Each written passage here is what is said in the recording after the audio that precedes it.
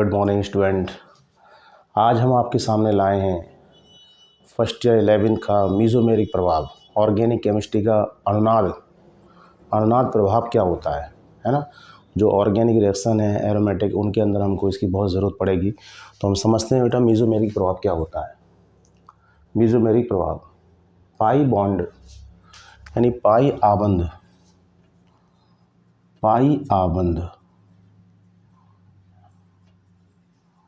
या पाई आबंध हो और उसके निकटतम परमाणु पर उपस्थित एकाकी इलेक्ट्रॉन युग्म के कारण उत्पन्न ध्रुवणता क्रिएट पोलैरिटी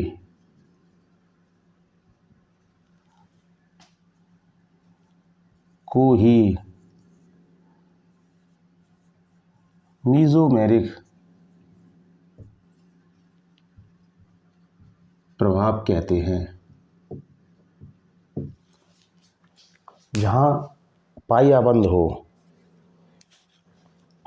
संयुग्मी तंत्र हो, डबल बॉन्डेड चेन हो, है ना, या तो उसके मध्य में जो अन्योन क्रिया होगी, इंटरेक्शंस होगा, और यदि पाई इलेक्ट्रॉन है और उससे कोई ऐसा एटम लगा हुआ है जिस पर लॉन पेयर है ना, या उसके अंदर जो है अनसैचुरेशन है, असंतृप्तता है समूह के अंदर, तो ऐसा जो प्रभाव पैदा होता है उसे हम बोलते हैं मीज़ोमेरिक प्रभाव, है ना। जैसे अगर हम देखते हैं मेरे पास ये कंडीशन है, इस तरह से ये NH2 समूह लगा हुआ है, माना NH2 पर यहाँ पर N पर लॉन पेयर है, और इसी तरीके से माना यदि C double bond C single bond C double bond C, और इस तरह से मेरे पास यहाँ पर NO2 लगा हुआ है, ऐसे यहाँ O पर नेगेटिव और ये N पर पॉजिटिव होता है। तो ये NH2 जो समूह है, ये NH2 के अंदर N पर लॉन पेयर है, तो ये इसको लॉन पेयर देगा इस संयुग्मी तंत्र को, है ना। और इस तरह से जैसे माना अगर ये लॉन पेयर देगा, ये लॉन पेयर इस बॉन्ड पे आएगा और ये जो है ये बॉन्ड यहाँ रुक आ जाएगा और ये पाई इलेक्ट्रॉन जो इस कार्बन पर जाएगा। तो इसकी जो सिचुएशन बनेगी वो ये बन जाएगी, C पर नेगेटिव आ जाएगा, single bond C double bond C single bond C double bond NH2, और यहाँ N पर पॉजिटिव आ जाएगा क्योंकि इसने N ने इसको इलेक्ट्रॉन लॉन पेयर दिया है। इसी तरीके से तो ये जो NH2 ग्रुप कहलाएगा बेटा, ये कहलाएगा +M ग्रुप, +M समूह, है ना। ऐसा समूह जिस पर लॉन पेयर होता है, यानी जो लॉन पेयर दे सकता है संयुग्मी तंत्र को, कंजुगेटेड सिस्टम को, यानी इसने इसको लॉन पेयर दिया तो मेरा पाई इलेक्ट्रॉन इस तरह चल रहा है, आगे तरफ डिलोकेलाइज हो रहा है, तो वो प्रभाव कहलाता है मीज़ोमेरिक प्रभाव +M। और यदि मेरे संयुग्मी तंत्र पर, कंजुगेटेड सिस्टम पर ऐसा समूह लगा हुआ है जो विड्रॉइंग ग्रुप है, जो इलेक्ट्रॉन लेने वाला है, जो खींचने वाला है ना, तो उसको हम बोलते हैं -M प्रभाव या -M ग्रुप, NO2। तो जितने भी इलेक्ट्रॉन लॉन पेयर डोनेट करने वाले होते हैं, जिनके पास लॉन पेयर होता है, वो डायरेक्टली अटैच होते हैं बेंजीन रिंग से या ये कंजुगेटेड सिस्टम से, तो वो +M प्रभाव होते हैं। और ऐसा ग्रुप जिसके अंदर खुद जो है डबल बॉन्ड आ रहा हो, जैसे माना ये NO2 है तो NO2 के अंदर NO बीच में और NO बीच में क्या आ रहा है, डबल बॉन्ड आ रहा है, तो ऐसा समूह कौन कौन से होंगे, -M होंगे, है ना। तो मैं आपको बताऊंगा कौन कौन से ऐसे समूह हैं, है ना। अब हम समझते हैं इसके बाद में प्रेरणिक प्रभाव और मीज़ोमेरिक प्रभाव में डिफरेंस क्या है ना। इंडक्टिव और मीज़ोमेरिक, यानी इंडक्टिव को बोलते हैं प्रेरणिक प्रभाव और इसको मीज़ोमेरिक। इन दोनों में क्या डिफरेंस है ना। देखो मैंने आपको बताया था कि जो प्रेरणिक प्रभाव जो होता है, जैसे कि कार्बन सिंगल बॉन्ड कार्बन, यहाँ कोई X लगा हुआ है, यहाँ X जो एटम है इसकी विद्युत ऋणात्मकता ज़्यादा है ना। X हेलोजन हो सकता है, फ्लोरीन, क्लोरीन, ब्रोमीन, आयोडीन हो सकता है ना। तो ये X है और ये यहाँ X है, तो ये X क्या करेगा, इसके इलेक्ट्रॉन पेयर को लेगा, खींचेगा, तो इस पर बेटा क्या आएगा, यहाँ पॉजिटिव आ जाएगा, ठीक है। लेकिन मीजोमेरिक इफेक्ट क्या होता है कि जैसे मीजोमेरिक इफेक्ट के अंदर भी देखो एक्स की भी जो ई एन है वो कार्बन से ज़्यादा है, और मीजोमेरिक में भी जो एन की जो ई एन है वो कार्बन से ज़्यादा है ना। ई एन ज़्यादा दोनों में हो सकता, यानी इससे डिफरेंस होगा दोनों में। लेकिन यहाँ मीजोमेरिक प्रभाव जो होता है इफेक्ट, ये केवल कंजुगेटेड सिस्टम, संयुग्मी तंत्र, जहाँ डबल बॉन्ड आता है वहाँ पाया जाता है मीजोमेरिक प्रभाव, ठीक है। और प्रणिक प्रभाव जो होता है वो कार्बन चेन सिंगल बॉन्ड में, सिंगल बॉन्ड में भी हो सकता है, डबल बॉन्ड में भी हो सकता है, ठीक है। लेकिन यहाँ पर जो सेकंड इसके अंदर डिफरेंस है ना, ये जो होता है इंडक्टिव इफेक्ट, ये तीसरे कार्बन पर आकर के नेग्लिजिबल हो जाता है, नगण्य हो जाता है, क्योंकि ये जो इंडक्टिव इफेक्ट होता है ये डिस्टेंस डिपेंडेंट होता है, यानी दूरी पर निर्भर करता है। जैसे जैसे कार्बन परमाणु की दूरी बढ़ती जाती है, ये जो इफेक्ट है इंडक्टिव इफेक्ट प्रणिक प्रभाव, ये नेग्लिजिबल हो जाता है। जबकि मीजोमेरिक प्रभाव जो होता है वो जहाँ तक संयुग्मी तंत्र होगा, जहाँ तक पाई बंद होगा, वहाँ तक ये इस तरह से रोटेट डीलोकेलाइजेशन पाई इलेक्ट्रॉन का होता रहेगा, विस्तारीकरण होता रहेगा।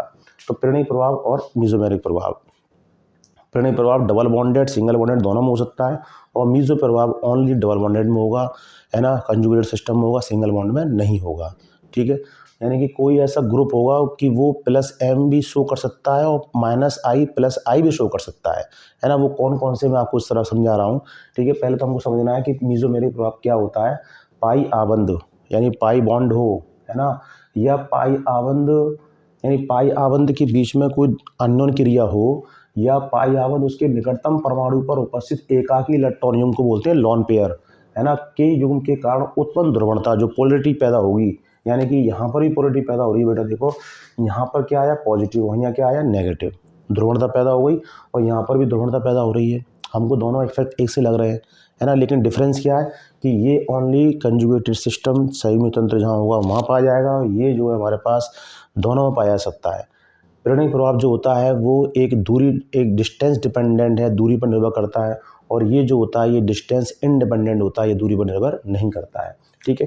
इसके बाद में हम देखते हैं कि मीजोमेरिक प्रभाव जो है वो दो प्रकार का होता है, प्लस एम और माइनस एम। इसको स्क्रीनशॉट ले सकते हैं आप। इसके बाद में जो है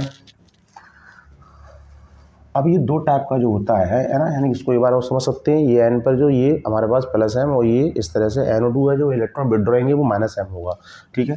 अब ये प्लस एम और माइनस एम जो प्रभाव होता है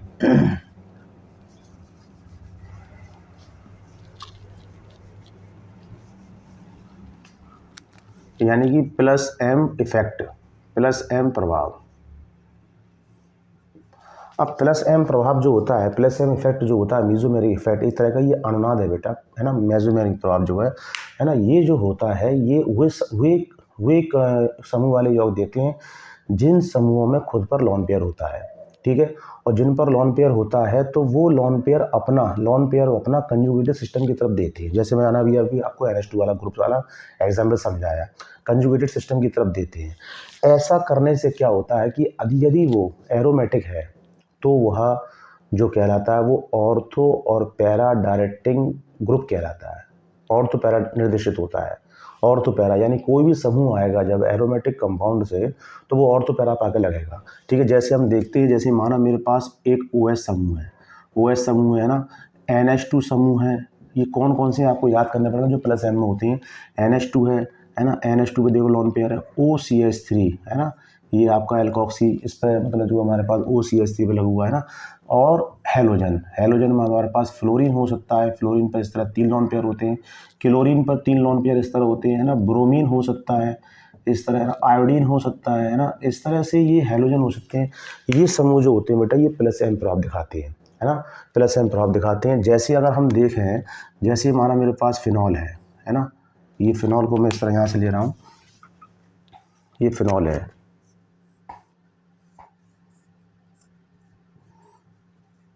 ये फिनॉल है।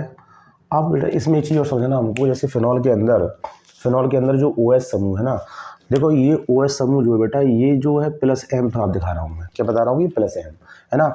ये बेटा जो है हमारे पास जो है ये माइनस आई भी है, कैसा ये माइनस आई, यानी आई इंडक्टिव इफेक्ट भी शो करेगा, क्योंकि इस O और C के बीच में देखो यहाँ C होता है, हर कोना का बेंजीन का C होता है, तो C और O के अंदर O की जो EN होती है, इलेक्ट्रोनेगेटिविटी विद्युत ऋणात्मकता वो ज़्यादा होती है ना। तो जब इलेक्ट्रोनेगेटिविटी डिफरेंस होता है है ना, तो इलेक्ट्रॉन जो होता है वो कोई खींच सकता है ना, तो जो इलेक्ट्रॉन खींचते हैं तो माइनस आई होता है। लेकिन ऐसा ग्रुप जो प्लस एम और माइनस आई दोनों शो कर रहा है, वहाँ पर प्लस एम जो होता है वो प्रभावी होता है, डोमिनेंट होता है, यानी वहाँ पर माइनस आई को लेके नहीं चलेंगे, हम प्लस एम को लेकर चलेंगे। ठीक है, तो यहाँ पर जो होगा, यहाँ प्लस एम जो इफेक्ट होगा वो डोमिनेंट होगा, वो प्रभावी होगा, माइनस आई नहीं होगा, यानी प्लस एम की वजह से ही इसके अंदर क्रिया होगी फिनॉल के अंदर, है ना। यहाँ माइनस आई जो होगा डोमिनेंट नहीं होगा। दूसरी शर्त यह है कि फ्लोरीन, क्लोरीन, ब्रोमीन, आयोडीन जो होते हैं, ये जो ग्रुप होते हैं, ये जो है माइनस आई भी शो करते हैं, प्लस एम भी शो करते हैं, लेकिन यहाँ इनका जो होता है वो प्लस आई जो होता है वो डोमिनेंट होता है ना। यहाँ पर प्लस एम डोमिनेंट नहीं होता है हैलोजन के अंदर, ये आप याद रखेंगे। अब फिनॉल है ना, तो हम अच्छा फिनॉल है तो मैं भी वही चीज़ आपको बताना चाहता हूँ। जैसे माना मैंने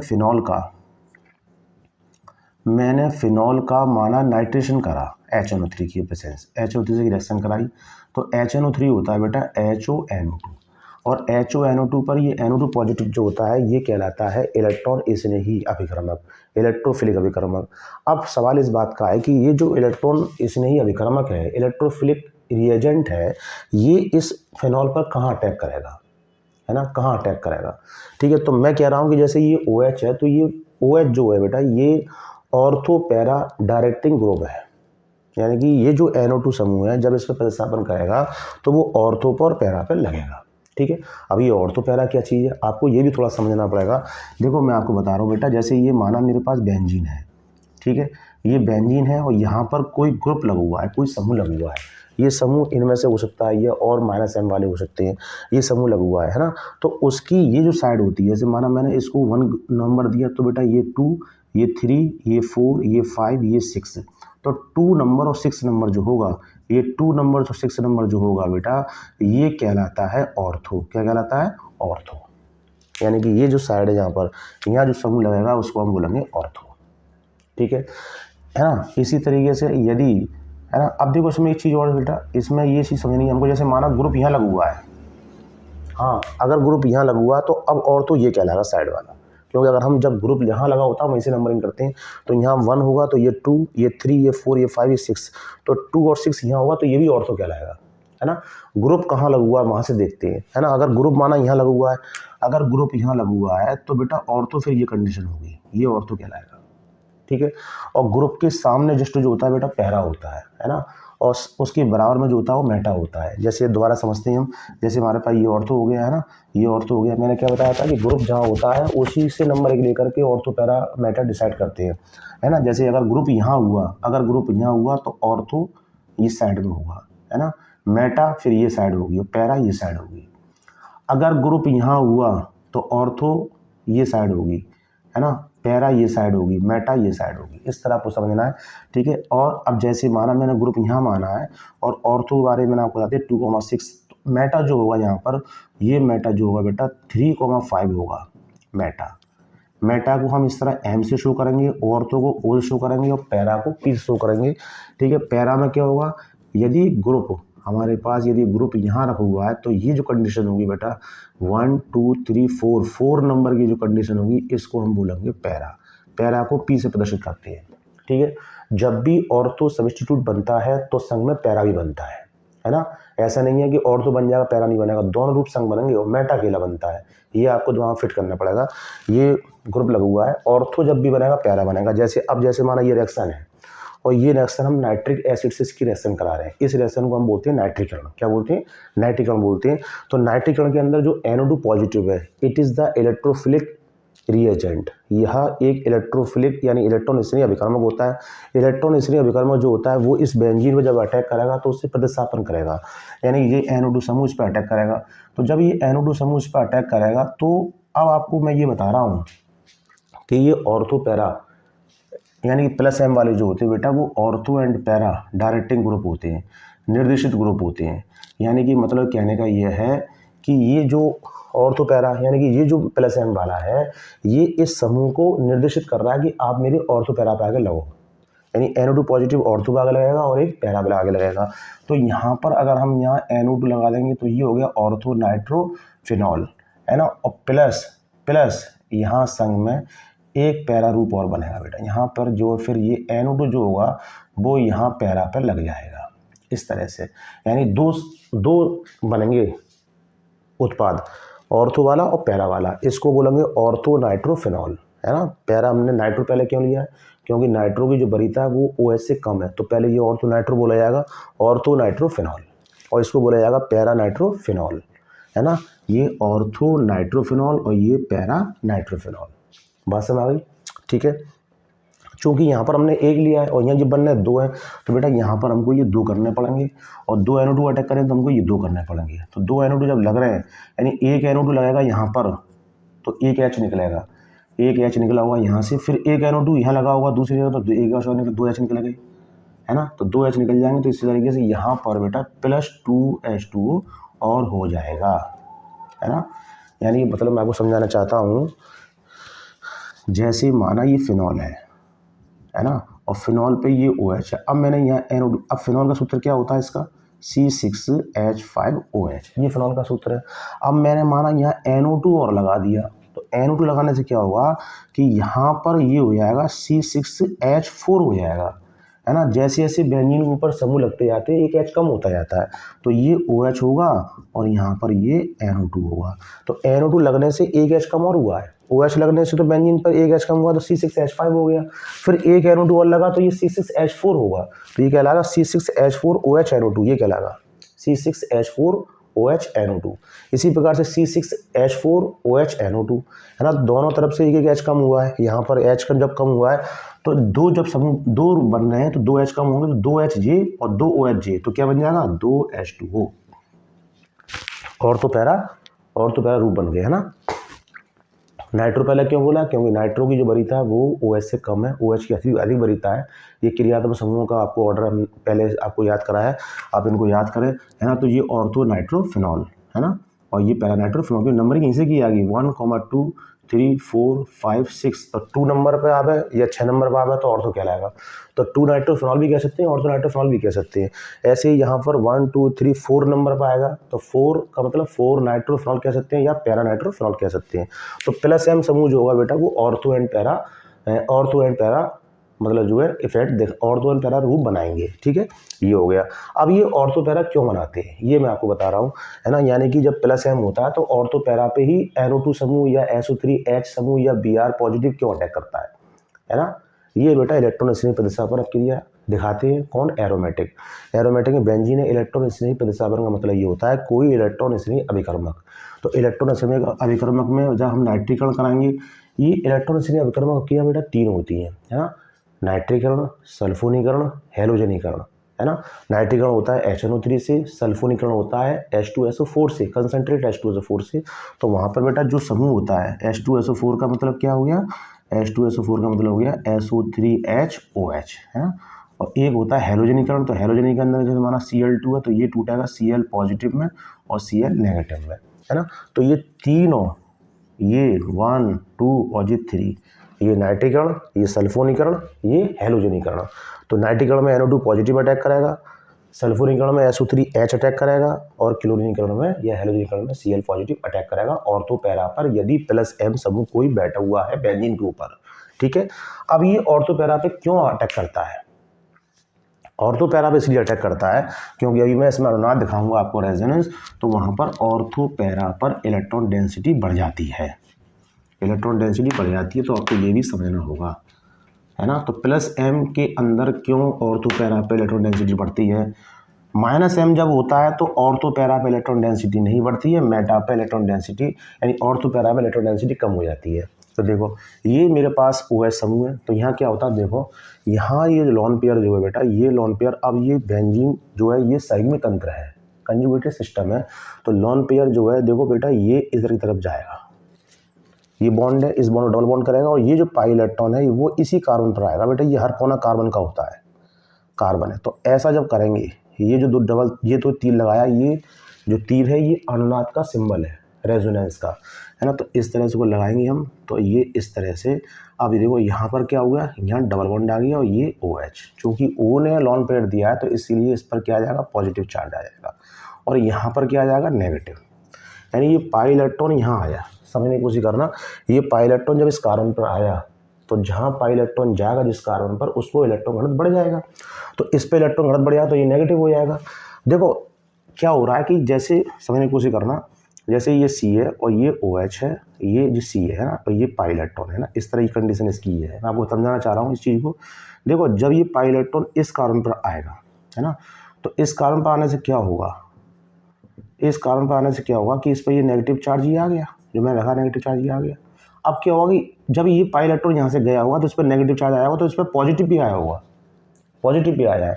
ये जो पॉजिटिव आया तो अब जो लोन पेयर चूंकि यहाँ उतरता है, ये लोन पेयर जो नीचे उतर रहा है, इस लोन पेयर का मतलब क्या है कि ये जो पॉजिटिव हुआ ना, होता क्या है कि ये जो एक इलेक्ट्रॉन युग्म है, ये एक इलेक्ट्रॉन युग्म को आप ऐसे सपोज कर लीजिए कि जी एक इलेक्ट्रॉन तो ये इस तरह रख गया इसका, और एक इलेक्ट्रॉन जो इसके पास कमी थी वो यहाँ रख गया।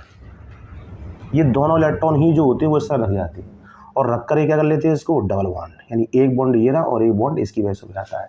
यानी कि जब जो इलेक्ट्रॉन आगे जाता है तो इस कार्बन पर भी पॉजिटिव आ जाता है।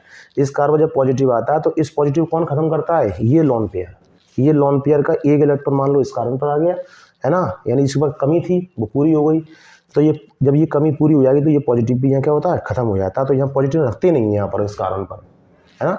इस पर नेगेटिव आ गया, अब चूंकि उसने इस ओ ने इसको इलेक्ट्रॉन दिया है कार्बन को, तो ओ में पॉजिटिव आ जाएगा, है ना। तो इसी को बोलते हैं अनुनाद। ये पाई इलेक्ट्रॉन जब आगे जाता है तो वो कभी जैसे इस तरह से double bond C, single bond C, है ना। अगर आप इलेक्ट्रॉन मेरे प्रभाव में बताया था, जैसे माना ये इस पर आएगा कार्बन पर, तो क्या होगा कि इस सी पर पॉजिटिव आ जाएगा और इस सी पर नेगेटिव आ जाएगा, इस तरह से। अगर आप गिराना चाहोगे इसको, जैसे माना ये है, तो इसको अगर इस पर गिराना चाहोगे तो ये सी सिंगल इस पर पॉजिटिव, और ये जब इलेक्ट्रॉन इस पर गिरेगा तो ये क्या कर देगा, इसको डबल बॉन्ड। आपको ये समझना बहुत ज़रूरी है, क्या बच्चे यहीं भी कंफ्यूज हो जाते हैं, है ना। इलेक्ट्रॉन इस पर गिराएगा, इलेक्ट्रॉन अगर बॉन्ड पे गिराएगा तो डबल बॉन्ड कर देगा। डबल बॉन्ड पाई इलेक्ट्रॉन जब कार्बन पे जाएगा तो सिंगल बॉन्ड कर देगा, और कार्बन जिस कार्बन पे जाएगा उस पर नेगेटिव कर देगा, ऋणात्मक कर देगा। यानी जिस कार्बन पर जाएगा उसको नेगेटिव कर देगा, और यही नेगेटिव जब बॉन्ड पे जाएगा तो ये क्या कर देगा, उसको डबल बॉन्ड। ऐसा ही हो रहा है सिर्फ इसके अंदर, है ना। तो आपको समझ में आ गया होगा कि ये जो पाई इलेक्ट्रॉन है वो इस पर जाएगा तो इस पर क्या आ जाएगा, पॉजिटिव आ जाएगा, ठीक है। तो मैं इसको कर रहा हूँ। तो देखो इसकी ऑर्थो पे इलेक्ट्रॉन बढ़ गया। अब यहाँ इस तरह कंडीशन ये हो गई। अब ये इस तरह एरो लगाएंगे। अब एरो लगाकर क्या होगा, अब ये जो होगा, ये जो इलेक्ट्रॉन है बेटा वो इस पर गिरेगा, है ना, और ये पाई इलेक्ट्रॉन फिर अपने इस कार्बन पर आएगा। जब ये पाई इलेक्ट्रॉन इस कार्बन पर आएगा तो अब नेगेटिव पैरा पे आ जाएगा, और यहाँ क्या हो जाएगा, डबल बॉन्ड, यहाँ डबल बॉन्ड, यहाँ डबल बॉन्ड, ये ओ एच, ठीक है, ये पॉजिटिव रहा। अब फिर ये एरो लगाएंगे इस तरह से, फिर इसकी आराम से जितना हम प्रैक्टिस करेंगे उतना हम समझ जाएंगे। ये ओ एच है ना, ये पॉजिटिव, अब ये नेगेटिव, ये डबल बॉन्ड इस तरह से। अब क्या होगा, ये नेगेटिव है। अब क्या होगा कि ये जो इलेक्ट्रॉन है, देखो जिस तरह से ये इलेक्ट्रॉन इस पर गिरा बॉन्ड पर, उसी तरीके से ये इलेक्ट्रॉन इस बॉन्ड पर गिरेगा अपने पास वाले बॉन्ड पर। ये सी सी है, ये सी सिंगल बॉन्ड सी है ना। और जब ये इस पर गिरेगा तो ये पाई इलेक्ट्रॉन इस कार्बन पर आ जाएगा, और ऐसा होने से क्या होगा, ऐसा होने से ये डबल बॉन्ड हो जाएगा, ये कार्बन नेगेटिव, ठीक है, ये डबल बॉन्ड हो ही गया। देखो ऑर्थो पे नेगेटिव आया, फिर पैरा पे नेगेटिव आया, फिर इस ऑर्थो पे नेगेटिव आया, ठीक है। अब क्या होगा, ये ओ एच, ठीक है। अब क्या होगा कि ये जो पॉजिटिव था ना, अब क्या होगा कि ये इलेक्ट्रॉन जब इस कार्बन पर आएगा, इस बॉन्ड सिंगल बॉन्ड पर आएगा, तो ये पाई इलेक्ट्रॉन पुनः दोबारा से ओ पॉजिटिव पहुंच जाएगा। तो यहाँ पर ये रूप इस तरह से यहाँ ये सिंगल बॉन्ड हो जाएगा, ये ओ एच है ना, ये यहाँ पाई इलेक्ट्रॉन इस तरह से, है ना, ये ओ एच, ये पुनः लोन पेयर आ गया।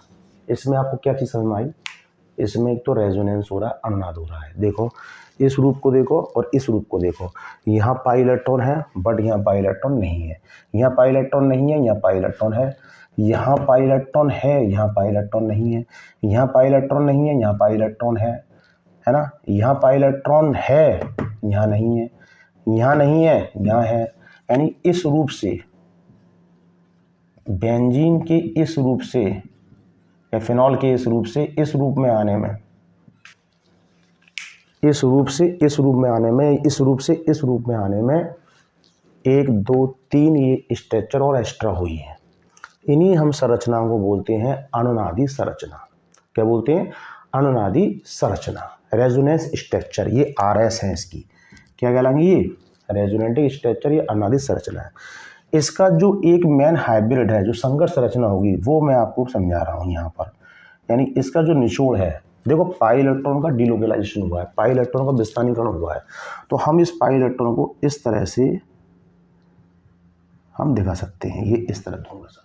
अब क्या हुआ भाई साहब, ऑर्थो पर नेगेटिव आया, पैरा पर नेगेटिव आया, और फिर यहाँ ऑर्थो पर नेगेटिव आया। यानी ये जब 5 रेजोनेंट स्ट्रक्चर बनी तो उसके ऐसा करने से ऑर्थो पर इलेक्ट्रॉन घनत्व बढ़ा, पैरा पर इलेक्ट्रॉन घनत्व डेंसिटी बढ़ी, ऑर्थो पर इलेक्ट्रॉन डेंसिटी बढ़ी, और यहाँ पर ये OH।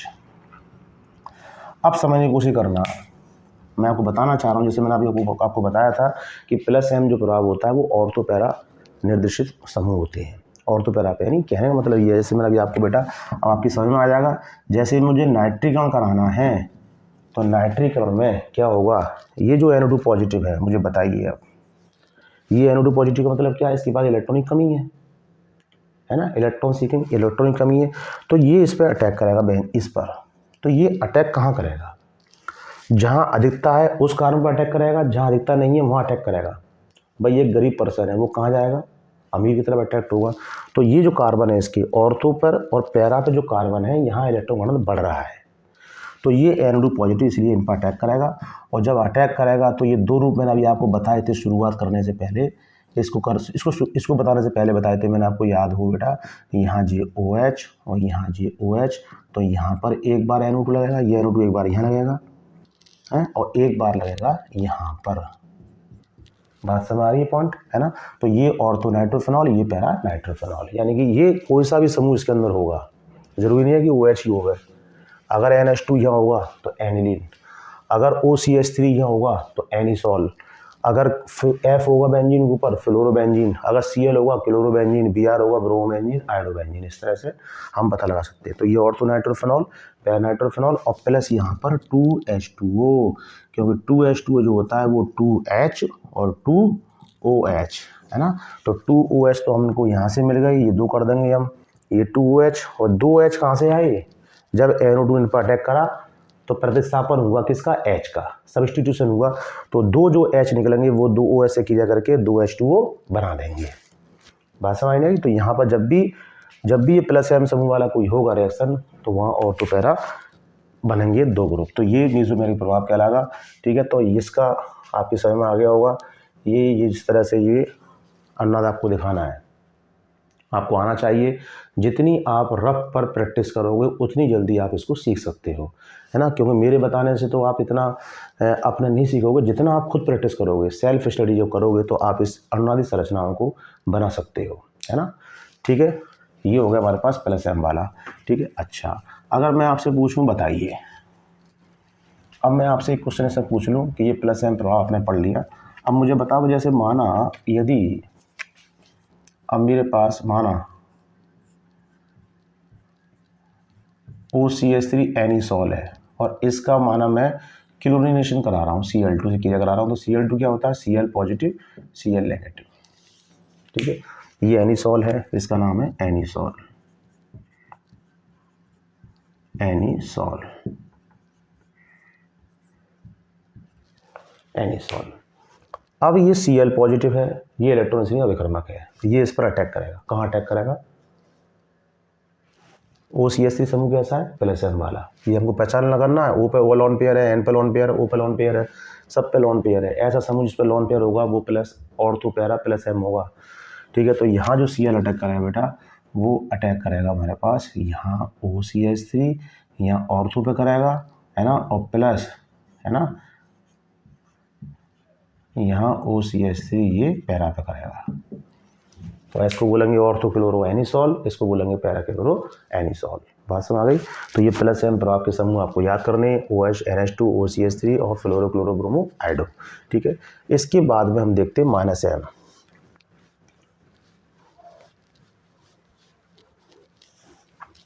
तो ये +m प्रभाव हो गया। ठीक है, इसके बाद में देखते हैं -m प्रभाव, -m इफेक्ट। अब -m इफेक्ट क्या कहता है, -m प्रभाव समूह का मतलब होता है ऋणात्मक प्रभाव या -r प्रभाव, है ना। इसका मतलब यह है कि जब ऐसा समूह जो इलेक्ट्रॉन लेने वाला होगा, इलेक्ट्रॉन खींचने वाला होगा, है ना, वो -m प्रभाव शो करेगा, और वो बेटा बेंजीन क्या या एरोमेटिक के मेटा निर्देशित होगा, मेटा पे अटैक करेगा। ये ऑर्थो पैरा पे अटैक कर रही थी, किस पे करेगा, बेंजीन के मेटा पे करेगा, है ना। तो जैसे अब समूह कौन कौन सी हैं, ऐसा समूह जिसके अंदर खुद में असंतृप्तता आ रही है, अनसैचुरेशन आ रहा है, डबल बॉन्ड आ रहा है। जैसे माना NO2 समूह है, NO2 समूह, जैसे माना कार्बोक्सिलिक समूह है, जैसे माना एल्डिहाइड समूह। अभी समूह ऐसे हैं जो -M वाले हैं, है ना, -M समूह, NO2 COOH, है ना। माना मेरे पास बेटा समूह COOCH3 है, एस्टर है ना। माना मेरे पास समूह NHCOCH3 है ना, NHCOCH3 समूह है माना, है ना, इस तरह से, है ना। तो अब देखते हैं, जैसे माना NO2 है, तो बेटा NO2 खोलना जरा, कैसे खोलोगे आप, तो NO2 की स्ट्रक्चर ऐसे होती है। तो NO2 ये एक तीर लग रहा है, इस तीर को आप सिंगल बॉन्ड दिखा दोगे तो आपको यहाँ नेगेटिव और यहाँ पॉजिटिव दिखाना पड़ेगा। तो देखो NO2 के अंदर क्या हो रहा है, NO2 में बेटा N और डबल बॉन्ड, N और O के बीच में क्या आ रहा है, डबल बॉन्ड आ रहा है। ऐसा समूह जिसके अंदर खुद में डबल बॉन्ड आ रहा हो या संतृप्तता आ रही हो, अनसैचुरेटेड हो, है ना। जैसे COH है, तो COH में देखो C डबल बॉन्ड O और ये OH, ये C डबल OH हो गया। अब ये बेंजीन से लग जाए माना, ये इस तरह से, ये तो ये बेंजोइक एसिड हो गया, है ना। इस तरह से ये नाइट्रो लग जाए, है ना, तो इसको नाइट्रोबेंजीन कह देंगे हम। इसी तरह बेंजोल्डिहाइड बन जाएगा, CHO लग जाएगा, तो ठीक है, तो यहाँ CHO यानी इस तरह से, ठीक है ना। तो ऐसे ही अगर हम इस एस्टर का, ये भी -M प्रभाव दिखाता है। देखो एस्टर में ये जो CO है, इस तरह से, ये एस्टर है, मेथिल बेंजोएट, ये एस्टर है, तो CO, तो ये CO के बीच में आ रहा, तो इस तरह ये बॉन्ड खींचेगा तो इस पर पॉजिटिव आ जाएगा, इस पर नेगेटिव आ जाएगा, तो ये इस पर आ जाएगा। लेकिन ये तो हमारे पास प्लस, ये -M दिखा रहा है, कौन सा दिखाएगा, -M। यदि हम जो बेटा यहाँ पर इस तरह से डायरेक्ट हम यहाँ O को ले लें माना, यानी ये C double bond O single bond CH3, यानी एस्टर समूह जो होता है उसको हम दो तरह से लगा सकते हैं। उसके C को डायरेक्टली कार्बन से अटैच कर दें, डायरेक्टली C अटैच होगा, और डायरेक्टली O भी अटैच हो सकता है। अगर O अटैच है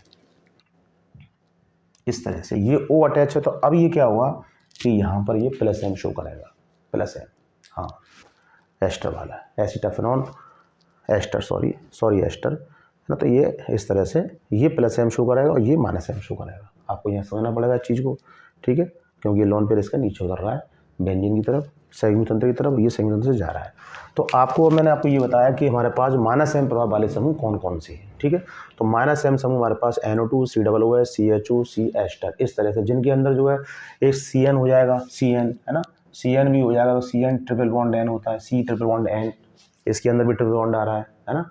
तो यही हमारे पास -M इफेक्ट शो करेगा, ठीक है। तो अब ये बेटा आप समझना हमको कि ये जो होते हैं, ये जो समूह जो है, ये मेटा निर्देशित कैसे होते हैं, मेटा निर्देशित, है ना, ये -M समूह। अब मेटा निर्देशित कैसे होते हैं, समझ में आ गया क्या, -M प्रभाव किसे कहते हैं, ऐसा समूह जिसके बीच में खुद में डबल बॉन्ड आ रहा हो, है ना, खुद में आ रहा हो, N और O के बीच में आ रहा है, C और O के बीच में आ रहा है बेंजोइक एसिड में, है ना। ऐसी बेंजोल्डिहाइड कर देंगे तो COOH के बीच में आ रहा है, C और N के बीच में आ रहा है, तो ये सब -M समूह वाले होते हैं। और जब -M समूह होता है तो वो मेटा डायरेक्टिंग ग्रुप, मेटा निर्देशित समूह होता है, यानी कि वो आने वाले समूह को, जब वो इलेक्ट्रॉन स्नेही प्रतिस्थापन अभिक्रिया होती है, तो आने वाला जो ग्रुप है इलेक्ट्रोफिलिक, उसको मेटा पर आदेश करता है कि आप वहाँ आके लगिए। जैसे अब लगता क्यों है ये देखते हैं ना। जैसे माना मेरे पास, जैसे और भी हो जाएगा बेटा, COCH3 भी हो जाएगा ना। इसको जब बेंजीन के ऊपर इस तरह से ये इस तरह एसिटाफेनॉन लग गया, C double bond O single bond CH3, इसको बोलते हैं एसिटाफेनॉन या एसिटोफेनॉन, हमको याद करना है, ये एसिटोफेनॉन। इसका सूत्र होता है C6H5COCH3। ये COCH3 जो होगा बेटा, ये भी कैसा है, -M वाला है, कैसा है, -M वाला, तो एसिटाफेनॉन, ठीक है। और ये नाइट्रोबेंजीन, तो नाइट्रोबेंजीन हो गया, G लग जाएगा, बेंजोइक एसिड हो जाएगा, बेंजल्डिहाइड, है ना, मेथिल बेंजोएट, है ना, एसिटाफेनॉन, साइनोबेंजीन या बेंजीन नाइट्राइल, ठीक है। तो अब देखते हैं इसमें ये किस तरह से, इसमें ये पाई इलेक्ट्रॉनों का डिलोकलाइजेशन होता है, ये देखते हैं। अब देखते हैं बेटा, देखो नाइट्रोबेंजीन, ये मेटा निर्देशित कैसे होता है ना, यानी कि देखो अब ये N है ना, इस पर आप जो है इस तरह से ये O और इस तरह से डबल बॉन्ड हो, यहाँ पॉजिटिव होता है, यहाँ नेगेटिव होता है, ठीक है।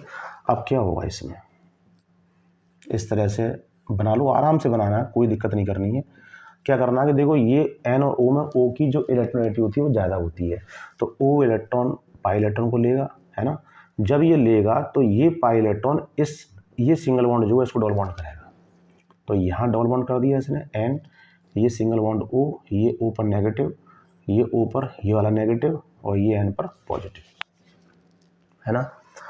यहाँ से जब पाई इलेक्ट्रॉन गया है इस कार्बन पर, तो बेटा यहाँ क्या आ जाएगा, कार्बन पर क्या आ जाएगी, कमी। यानी यहाँ कार्बन के पास एक इलेक्ट्रॉन था ये वाला, यानी ये इलेक्ट्रॉन एक कार्बन का था, इस कार्बन का था, तो ये इलेक्ट्रॉन उठ करके यहाँ आ गया, ये मान लो आप इस N के पास आ गया, ये इलेक्ट्रॉन उठ करके इस N के पास आ गया। जब ये N के पास आ गया तो इसने क्या कर दिया, इसको डबल बॉन्ड इस तरह से, और जब जो उठ गया यहाँ से गया तो उस पर क्या आ गया, पॉजिटिव चार्ज, ऑर्थो पर पॉजिटिव आ गया। अब क्या होगा, आराम से इस तरह करना है, इसको जल्दी नहीं करनी है, बहुत आराम से हमको समझना है ना। थोड़ा सेम साइज ले लो, इस तरह से आराम से बना लो इसको, O नेगेटिव नेगेटिव, ये पॉजिटिव, यहाँ पॉजिटिव, है ना। अब क्या हुआ, देखो इसको एक ही करना है, ये पाई इलेक्ट्रॉन को इसी तरह बॉन्ड में दे देंगे, बहुत आसान है। पाई इलेक्ट्रॉन का पिस्तानीकरण हो रहा है, तो अब ये यहाँ से जा रहा है, इस कार्बन से जा रहा है, तो इस कार्बन में क्या आ जाएगा बेटा, पॉजिटिव आ जाएगा। अब ये पाई इलेक्ट्रॉन, ये कहने का मतलब ये है कि ये इलेक्ट्रॉन इस कार्बन का और एक इलेक्ट्रॉन इस कार्बन का, तो ये इलेक्ट्रॉन उठ करके जो मान लो कि जे इलेक्ट्रॉन उठवा है, जब वह कमी आ लिखा है, ये इलेक्ट्रॉन उठ करके इसको कमी को पूरा कर देगा, है ना। यानी ये इलेक्ट्रॉन उठ के यहाँ आ जाएगा, तो जब कमी पूरी हो जाएगी तो ये पॉजिटिव खत्म हो जाएगा। जब ये खत्म हो जाएगा तो यहाँ क्या आ जाएगा, ये इलेक्ट्रॉन ये वाला और ये इस तरह बॉन्ड कर देगा इसको, है ना, इस तरह बॉन्ड कर देगा इसको, तो यहाँ डबल बॉन्ड आ जाएगा इस तरह से, ये हमारे पास पॉजिटिव खत्म हो जाएगा और ये पॉजिटिव। अब क्या होगा, यहाँ पॉजिटिव है इस तरह से, मान लो आप NO, जल्दी नहीं करनी है, आराम से समझना है इसको, ठीक है। अब क्या होगा कि अब ये जो पाई इलेक्ट्रॉन है ना, देखो ये इस पे गया, अब क्या होगा कि ये जो पाई इलेक्ट्रॉन है वो इस पे यहाँ आएगा, जब ये यहाँ आएगा तो ये पॉजिटिव क्या होगा, ख़त्म हो जाएगा, पॉजिटिव हमारे पास यहाँ आ जाएगा और ये डबल बॉन्ड, सॉरी एक मिनट, सिंगल बॉन्ड हो जाएगा ये, ठीक है। बात हमारी है, ठीक है। अब क्या होगा, ऐसा होने से अब क्या होगा कि अब ये जो इलेक्ट्रॉन है, ये जो पाई इलेक्ट्रॉन है वो इस पर आएगा और ये इलेक्ट्रॉन पुनः यहाँ गिर जाएगा। ऐसा होने से क्या होगा कि ये सिंगल बॉन्ड, ये डबल बॉन्ड पुनः हो जाएगा, ये O पर ये N पर पॉजिटिव, ठीक है।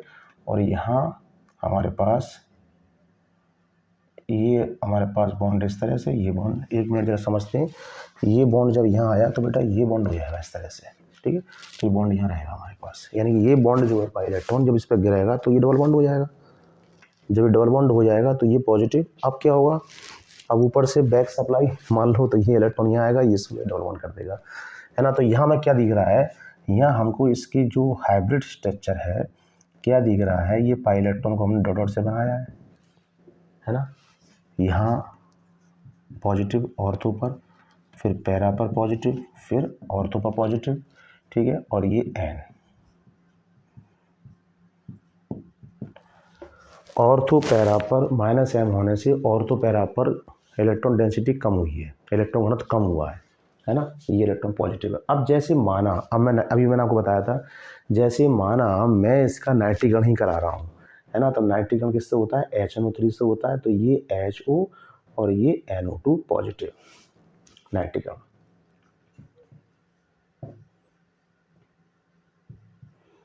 ये मेरे पास NO2 है, ये NO2 कर दिया मैंने यहाँ पर इसको। ये नाइट्रो समूह अब कहाँ अटैक करेगा, ये इसके पास कमी है और इसके जब इसने -M इफेक्ट दिखाया तो इसके ऑर्थो पैरा पर कमी आई, तो कमी वाला कमी तरफ तो जाएगा नहीं, कहाँ जाएगा, जहाँ अधिकता होगी। यानी कि इस C और एक C, इसको दोनों C को देखो आप, मेटा वाली C को देखो, ऑर्थो पैरा वाली C को देखो, इस C पर इलेक्ट्रॉन की कमी हो गई है, इलेक्ट्रॉन क्या हो गई है, कमी।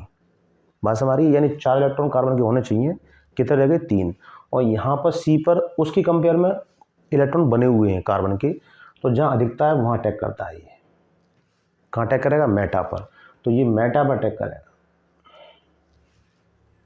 बात समझ आ गई, यानी मेटा पर अटैक करेगा तो ये कहलाएगा मेटा डाइनाइट्रोबेंजीन, डाइनाइट्रो, 2 नाइट्रो हो गए डाइनाइट्रो, है ना। बात समझ में आ गई। इस तरह मेटा पैटा करा, केवल एक ही बनेगा, मेटा बना तो अकेला एक बनेगा, और तो जब और तो पैरा बनेंगे दोनों बनेंगे, और तो पैरा, और तो बनेगा तो पैरा भी बनेगा, ठीक है। तो ये माइनस एम प्रभाव कौन दिखाते हैं, प्लस एम कौन प्रभाव दिखाते हैं। तो ये हमारे पास जो एरोमेटिक या इलेक्ट्रोफिलिक सब्स्टिट्यूशन रिएक्शन जो होती हैं, और तो पैरा कैसे बन जाता है, मेटा कब बनता है, वो इसी का यूज़ होता है। अगर प्लस एम प्रभाव होगा, plus M effect, plus M समूह वाले होंगे, कौन कौन से प्लस एम वाले हैं, OH फिनॉल बन जाता है, जब बेंजीन पे होता है NH2 एनिलीन बन जाता है, OCH से NaCl बन जाता है, या कोई हेलोजन हो, हेलो एरीन बन जाता है वो, ठीक है। तो वो सब जो हमारे पास ऑर्थो पैरा शो करेंगे, यानी कि जो समूह आएगा इलेक्ट्रोफिलिक वो उसके ऑर्थो पैरा पर अटैक करेगा, ठीक है। इसी प्रकार से माइनस एम प्रभाव को हम माइनस आर भी कहते हैं, प्लस एम को प्लस आर भी कहते हैं, रेजोनेंट प्रभाव कहलाता है। माइनस एम प्रभाव वो समूह शो करते हैं, वो समूह प्रदर्शित करते हैं जिनके अंदर खुद में डबल बॉन्ड हो, एन डबल बॉन्ड हो, सी डबल बॉन्ड हो, सी डबल बॉन्ड हो, सी डबल बॉन्ड हो, इस तरह से वो माइनस एम होती है। यानी वो क्या करते हैं कि बेंजीन से या कंजुगेटेड सिस्टम से इलेक्ट्रॉन को खींचते हैं, विड्रॉइंग, इलेक्ट्रॉन विड्रॉइंग समूह जो होंगे वो माइनस एम वाले होंगे, ठीक है। माइनस एम वाले होंगे, वो माइनस आई भी शो करते हैं, लेकिन इनका जो माइनस एम है वो डोमिनेंट होता है, ठीक है।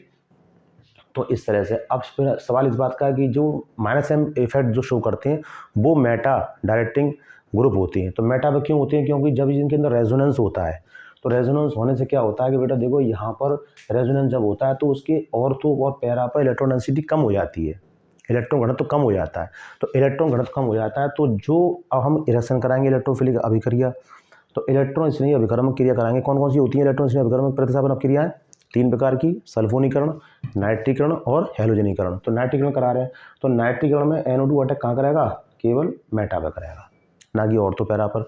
ऑर्थो पैरा पर क्यों नहीं करेगा, क्योंकि ऐसा होने से ऑर्थो और पैरा पर इलेक्ट्रॉन डेंसिटी घट जाती है। बात समझ आ गई नहीं आ गई। तो ये आज हम आपको जो है हमने आपको plus M minus M mesomeric प्रभाव, ये ऑर्गेनिक केमिस्ट्री का बहुत अच्छा टॉपिक है, इसको आपको याद रखना है। प्लस एम समूह कौन कौन से होते हैं, माइनस एम समूह कौन कौन से होते हैं, ठीक है, आपको याद रखना, ठीक है। कल मिलते हैं बाकी का, नमस्कार।